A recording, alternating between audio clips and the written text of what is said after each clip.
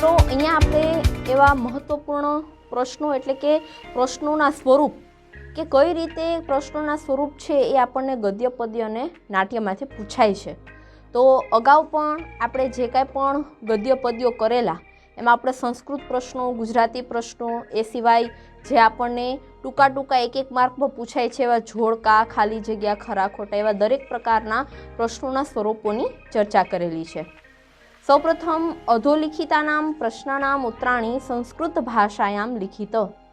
નીચે આપેલા પ્રશ્નોના ઉત્તર આપણે સંસ્કૃત ભાષામાં લખવાના છે. પહેલો પ્રશ્ન છે તંડુલકણાન અવલોક્ય કપોતાહ કીદૃશાહ અભવન.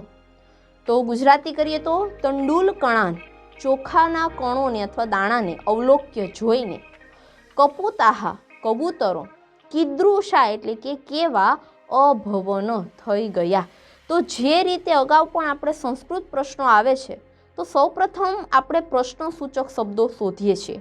તો અહીંયા પ્રશ્નસૂચક શબ્દ છે મિત્રો કીદૃશાહ એટલે કે કેવા થઈ ગયા, કેવા બની ગયા. તો એ કીદૃશાહ એની જગ્યાએ એક શબ્દમાં આપણો જવાબ કે જેવા ચોખાના દાણા જોવે છે તો કબૂતરો કેવા થઈ જાય છે, લાલચું થઈ જાય છે, લોભી થઈ જાય છે. તો કીદૃશાહની જગ્યાએ આપણો જવાબ આવશે લુબ્ધાહ. આખો જવાબ બાકી એમનું એમ. તંડુલકણાન અવલોક્ય કપોતાહ લુબ્ધાહ અભવન. આ રીતે છે તમારે જવાબ લખવાનો છે. યાદ એટલું રાખવાનું છે કે પ્રશ્નસૂચક શબ્દો ક્યાં છે, અહીંયા કાઢી અને એની જગ્યાએ આપણો જવાબ. પછીનો પ્રશ્ન છે બદ્ધાહ કપોતાહ કમ તિરસ્કુર્વન્તિ સ્મ. બદ્ધાહ કપોતા એટલે કે બંધાયેલા કબૂતરો, કમ એટલે કે કોનો, તિરસ્કુર્વન્તિ સ્મ તિરસ્કાર કર્યો. તો કોનો તિરસ્કાર કર્યો? તો જેના બોલવાથી આ લોકો ઝાડ ઉપર બેઠા હતા. એટલે કમની જગ્યાએ એક લીટીમાં જવાબ આવશે કે યસ્ય વચને, જેના વચનોથી ઝાલે સમપતન, ઝાડમાં એ લોકો બેઠા, તમ કપોતમ, તે કબૂતરનો તિરસ્કાર કર્યો. તો કમની જગ્યાએ આટલું આગળ અને પાછળના શબ્દો એમના એમ એટલે કે બધા કપોતાહ યસ્ય વચનેન ઝાલે સમપતન તમ કપોતમ તિરસ્કુર્વન્તિ સ્મ. આ રીતે. પણ આપણે મુખ્ય વસ્તુ યાદ રાખવાની કે કમની જગ્યાએ આટલું આવશે. જો તમને સીધો સંસ્કૃતનો યાદ રહે મિત્રો તો પેલો ગુજરાતી યાદ રાખો. જેના વચનોથી, તો સંસ્કૃત જેના એટલે યસ્ય વચનેન, ઝાડ પર બેઠેલા, ઝાલે સમપતનન તમ કપોતમ, તે કબૂતર પ્રત્યે. પછીનો પ્રશ્ન પૂછે છે અલ્પાનામ વસ્તુનામ સંહતિ કીદૃશી ભવતી. અલ્પાનામ એટલે કે નાની નાની, વસ્તુનામ એટલે કે વસ્તુના, સંહતિ એટલે કે સંગઠનથી, કીદૃશી ભવતી કેવી બની શકે. નાની નાની વસ્તુઓ છે એનું સંગઠન પણ છે એ કેવું હોઈ શકે? તો કે કાર્ય સાધિકા, કાર્યને સાધનારું હોઈ શકે. ભલે નાની નાની વસ્તુનું સંગઠન હોય પણ એ કેવું હોય છે?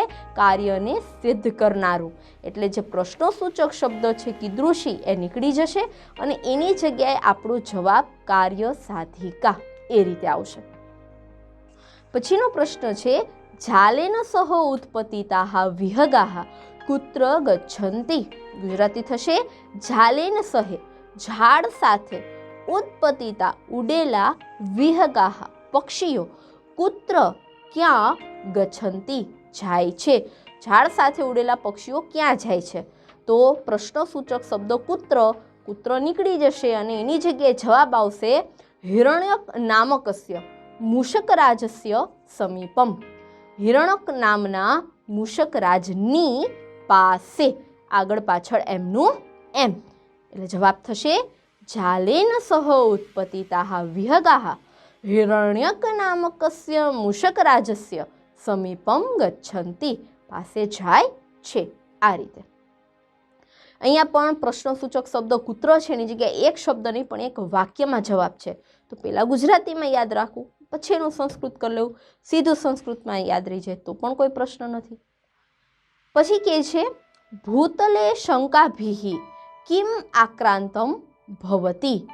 ભૂતલે જે જમીન છે, પૃથ્વી છે, એના ઉપર શંકા છે એ શું ન કરાવી શકે. જ્યારે પેલો કબૂતર અભિમાન સાથે બોલે છે કે આ જમીન ઉપર જો બધી વસ્તુમાં શંકા કરવામાં આવે તો પછી ખાવા પીવાનું શું? તો કિમની જગ્યાએ આવશે અન્ન અને પાણી. કે જો આપણે બધી વસ્તુની શંકા કરીએ ને અન્ન પાણીમાં શંકા કરીએ તો ભૂખ્યા રહેવાનો વારો આવે. એટલે કિમની જગ્યાએ આવશે દુર્લભમ સર્વમ અન્નમ પાનમ ચ. એટલે કે જે ખાવા પીવાનું જો દુર્લભ થઈ જાય આપણા માટે, જો આપણે પૃથ્વી પરની બધી વસ્તુ પર શંકા કરીએ તો ખાવું પીવું પણ દુર્લભ થઈ જાય. એટલે આગળ પાછળ એમનું એમ ભૂતલે શંકાભિહિ દુર્લભ સર્વમ અન્નમ પાનમ આક્રંતમ ભવતી. પછીનો પ્રશ્ન છે વિપતકાલે કિમ કા પુરુષ લક્ષણમ. વિપતકાલે એટલે કે મુશ્કેલીના સમયે, કિમ એટલે કે શું, કા પુરુષ લક્ષણમ કાયર પુરુષનું લક્ષણ છે. તો પ્રશ્ન સૂચક શબ્દ કિમ કાઢી નાખીશું અને એની જગ્યાએ આપણો જવાબ આવશે વિસ્મય. જો વિપત્તિના સમયે પણ આપણે વિસ્મય કર્યા કરીએ કે આના લીધે થયું, આનો તિરસ્કાર કરો, તો એ કાયર પુરુષનું લક્ષણ છે. બરાબર. એટલે કિમ પ્રશ્ન સૂચકની જગ્યાએ વિસ્મય આવશે. બાકીનું વાક્ય એમનું એમ. એટલે કે વિપતકાલે વિસ્મય કા પુરુષ લક્ષણમ. પછી કહે છે વાયસસ્ય નામ કિમ અસ્તિ. વાયસ એટલે કે કાગડો, સ્ય એટલે કે નું, કાગડાનું નામ, કિમ આસિત શું હતું. તો અહીંયા પ્રશ્ન સૂચક શબ્દ કિમ કાઢી નાખીશું અને એની જગ્યાએ આપણું આવશે લઘુપતનક. જે એનું નામ છે એ લઘુપતનક હતું કાગડાનું. તો એ વાયસ્ય કાગડાનું નામ છે શું હતું? લઘુપતનક. એટલે વાયસ્ય નામ લઘુપતનક આસિત. તો આ રીતે બીજા કોઈ પણ પ્રશ્નો આપણને પૂછાય છે તો પ્રશ્ન સૂચક શબ્દ કાઢી એની જગ્યાએ એક શબ્દમાં આપણો જવાબ અને આગળ પાછળની વાક્ય રચના એમની એમ રહેશે. ત્યાર પછીનો પ્રશ્ન છે મિત્રો અધોલિખિતાનામ પ્રશ્નાનામ ઉત્તરાણી ગુર્જર ભાષાયામ લિખિત. એટલે કે નીચે આપેલા પ્રશ્નોના ઉત્તર ગુર્જર ભાષા, ગુજરાતી ભાષામાં આપવાના છે. તો પહેલો પ્રશ્ન અહીંયા આપણને પૂછ્યો છે મિત્રો કે શિકારીને જોઈને કાગડાએ શું વિચાર્યું. જ્યારે શિકારીને જોયો, કાગડો સૌથી પહેલાં શિકારીને જોવે છે, તો આપણે છે એ ગદ્ય વાર્તાનું અધ્યયન કર્યું તો આપણે જોયું કે શિકારીને જોઈને કાગડો શું વિચારે છે કે આજે સવારમાં જ અશુભનું દર્શન થયું, અનિષ્ટ દર્શનમ. મને ખબર નથી કે તેનાથી શું ન ઈચ્છેલું જોવા મળશે. કે હવે ખ્યાલ તો નથી કે એવું શું ઘટના બનશે કે જે આપણે ઈચ્છતા નથી, પણ કંઈક થશે કારણ કે જંગલમાં શિકારી એટલે કંઈક અનિષ્ટ થવાનું છે.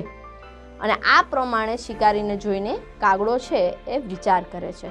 ટૂંકમાં મિત્રો જે ડબલ ઇન્વર્ટેડ કોમાનું વાક્ય છે આપણું મુખ્ય જવાબ છે કે આજે સવારમાં અશુભના દર્શન થયા, મને ખબર નથી કે તેનાથી શું ન ઈચ્છેલું જોવા મળશે. તો આ રીતે શિકારીને જોઈને કાગડો છે એ પોતે વિચારતો હતો. એટલો જવાબ આપણે લખવાનો છે. વધારાનોમાં કંઈ નહીં લખવાનું મિત્રો. જેટલું માગ્યું છે એટલો જ ઉત્તર આપણે આપવાનો. પછીનો પ્રશ્ન પૂછે છે ચોખાના કણથી લોભાયેલા કબૂતરોને ચિત્રગ્રીવે શું કહ્યું.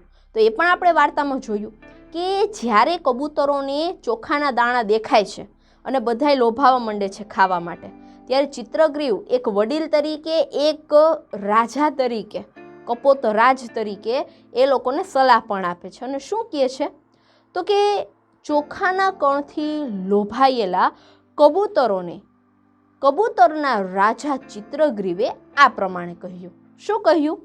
તો અહીંથી આપણો મુખ્ય જવાબ ચાલુ થાય છે. અહીં નિર્જન વનમાં ચોખાના કણ ક્યાંથી? તેના વિશે વિચાર કરો. તમને ભૂખ્યા છો, સાચી વાત છે, ચોખાના કણ જોઈને લોભાઈ ગયા છો, પણ વિચાર તો કરો. ખાતા પહેલાં વિચાર તો કરો કે આવા નિર્જન જંગલમાં ચોખાના દાણા કોણ વેરે? હું આમાં કલ્યાણ જોતો નથી. આ ચોખાના કણના લોભથી આપણા ઉપર મોટી આફત આવવાની શક્યતા છે. એટલે વગર વિચાર્યું કામ ન કરવું. તો આ રીતે કબૂતરોનો રાજા ચિત્રગ્રીવ છે એ પોતાના કબૂતરોના જે સાથીઓનો પરિવાર છે એને સમજાવવાનો પ્રયત્ન કરે છે. તો મુખ્ય જવાબ છે મિત્રો આટલો આવશે. આપણને 2 માર્કમાં ગુજરાતીના પ્રશ્નો પૂછાય છે એટલે આપણે કમથી કમ 4-5 લીટી તો લખવી જ જોઈએ. બરાબર. મુખ્ય જવાબ તરીકે કે 3 વસ્તુ અહીંયા કહે છે ચિત્રગ્રીવ કે એ પહેલું કે નિર્જન વનમાં ચોખાના દાણા આવ્યા ક્યાંથી એ વિચારો. બીજું, મને તો આમાં કાંઈ શુભ દેખાતું નથી, કલ્યાણકારિતા દેખાતી નથી. અને જો તમે ચોખાના કણનો લોભ કરશો તો મોટી આફત આવવાની પૂરેપૂરી શક્યતા છે. એટલે વગર વિચાર્યું કામ આપણે કરવું નથી. આ રીતે ચિત્રગ્રીવ છે એ બધા કબૂતરો જે લોભાઈ ગયા છે એમને સમજાવવાનો પ્રયત્ન કરે છે. ત્યાર પછીનો પ્રશ્ન છે કે અભિમાની કબૂતરે વૃદ્ધોના વચન વિશે કેવો પ્રતિભાવ આપ્યો. જ્યારે આ કબૂતરો છે એ લડાઈમાં ઉતરી આવ્યા હતા, ચિત્રગ્રીવ એક તરફ થઈ ગયો તો બાકીના કબૂતરો એક તરફ થઈ ગયા હતા, ત્યારે એક કબૂતર એમાંથી બોલ્યો હતો ચિત્રગ્રીવના વચન સાંભળીને. એ વચન સાંભળીને શું બોલ્યો હતો એ આપણે કહેવાનું છે. તો અભિમાની કબૂતરે વૃદ્ધ ચિત્રગ્રીવના વચન વિશે પ્રતિભાવ એટલે પ્રત્યુત્તર આપતા આવું કીધું. શું કીધું? આમ કેમ કહો છો? આપત્તિનો સમય આવે ત્યારે વૃદ્ધોનું વચન સ્વીકારવો જોઈએ. આ વાત સાચી છે, પરંતુ બધે જ આવું વિચારીએ તો ભોજન કરવાની પ્રવૃત્તિ પણ ન કરી શકાય. જો વૃદ્ધોના વચન અમે સાંભળ્યા કરીએ તો અમે ભૂખ્યા જ રહીએ, કેમ કે તમે તો અમને ખાવામાં એમ કહો છો કે શંકા છે. અને એના માટે એક શ્લોક પણ કહે છે, બધું જ દુર્લભ ખાનપાન શંકાઓથી છવાયેલું છે. જેટલી પણ વસ્તુઓ છે એ શંકાઓથી જ છવાયેલી છે. બધી જગ્યાએ શંકા હોય જ. તો શું ખાવાની પ્રવૃત્તિ નહીં કરવાની? જીવવું કેવી રીતે? જો જેટલી પણ ખાવાની વસ્તુ મળે અહીંયા શંકા જ કર્યા કરીએ તો જીવવાનું કેમ? ખાવાનું જ નહીં.